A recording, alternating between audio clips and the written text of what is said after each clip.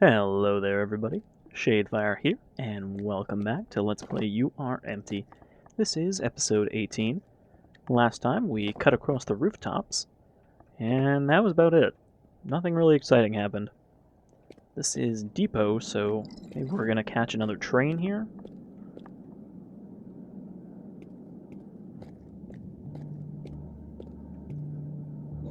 Alright, the combat music is already kicking in, so shit's about to kick off.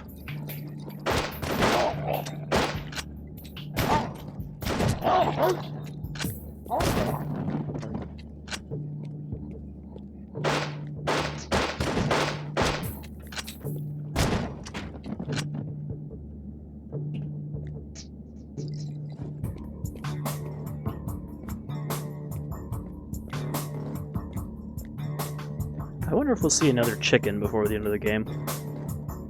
I mean, I think those were supposed to be entirely like a farm-specific enemy, but... Oh, there's a rat. I think that's the first time we've seen rats outside of tunnels.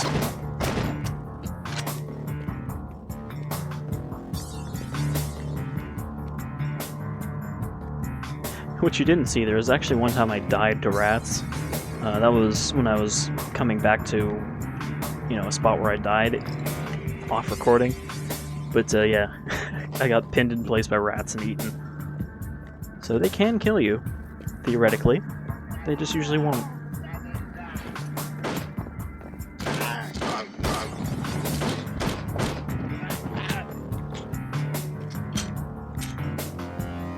Probably should have took your chances with the black lung.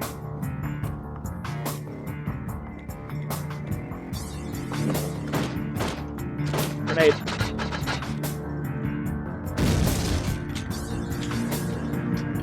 At least they have a pretty long fuse on them.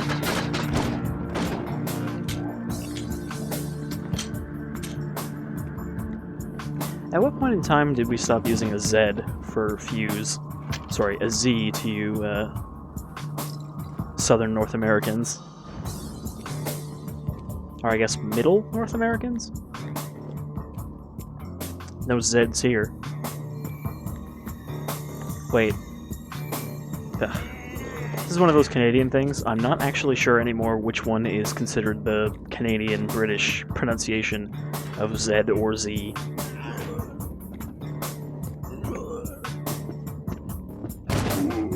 Hey, Fire Poker Man. That's another enemy we haven't seen in a while.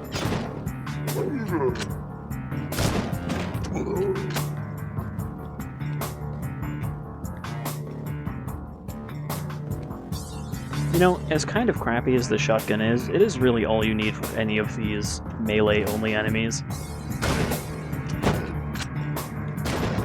But that's more because none of them seem to have an attack that lets them move at the same time, so, you know, just take one step back, and they just swing at air.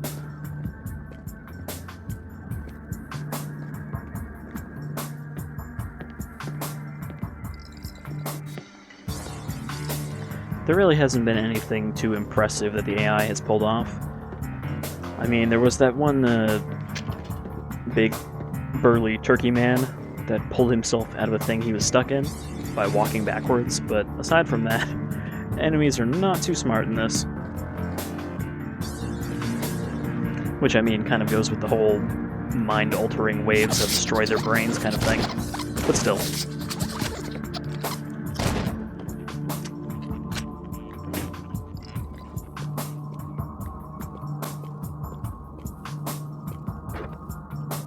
You might think that these are like giant mutated rats, but I mean, that's pretty much the size of your average New York rat, from what I understand. New York City rat. Rats can get pretty big.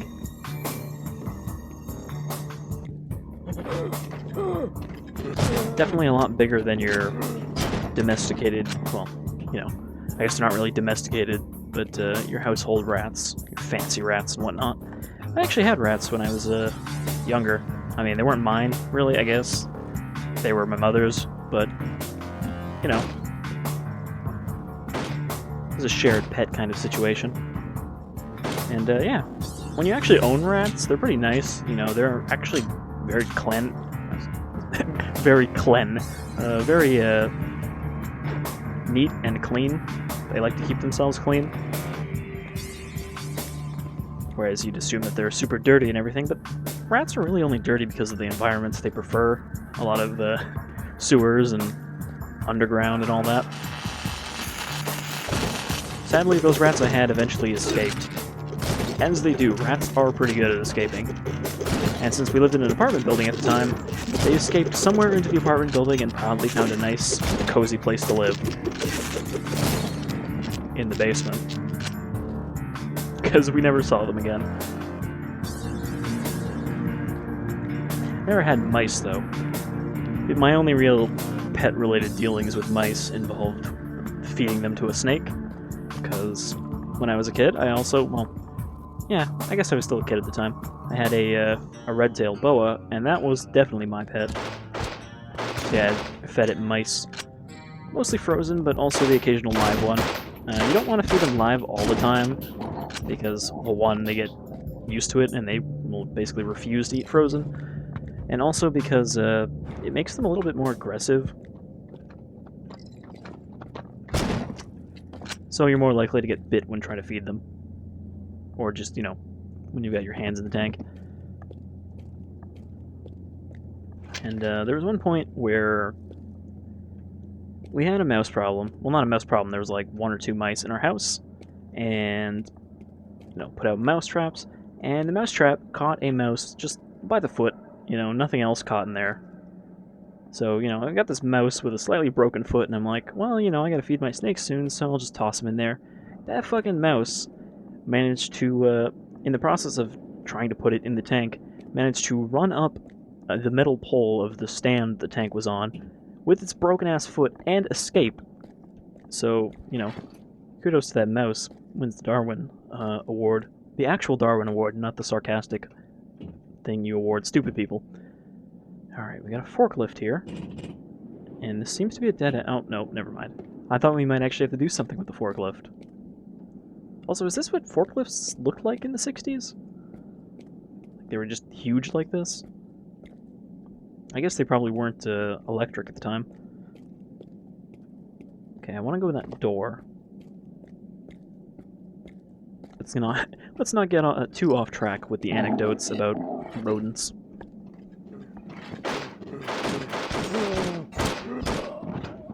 It is not yet hammer time, I'm afraid.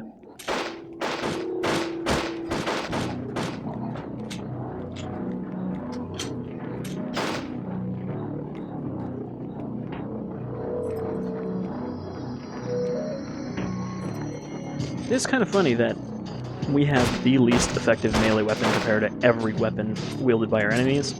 Like, why can't I pick up this sledgehammer or the fire poker? Where's this guy shooting from? Up top? I thought I was getting shot through the window from where I just came. Oh no, he is up there. Might have just shot the health in that little health box.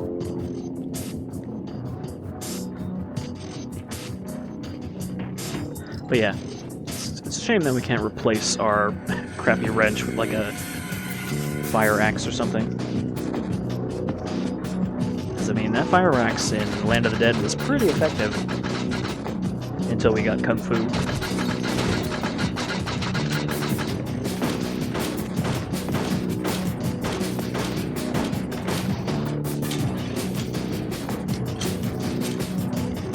Jeez, how long ago was that LP? Like 4 or 5 years? Maybe even 6 by now? Since Land of the Dead? I think that was the second LP I ever did. And it is now terrible.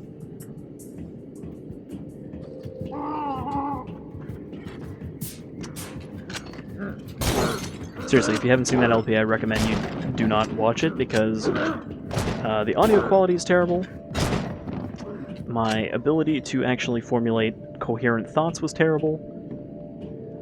And that was back when I had this problem where if I recorded more than a couple of minutes straight, the audio would lose sync, so I'd have to like constantly be hitting the stop record, start record button, and try to do it fast enough that it doesn't come up noticeably in the video, but there were a couple times when it's probably pretty noticeable.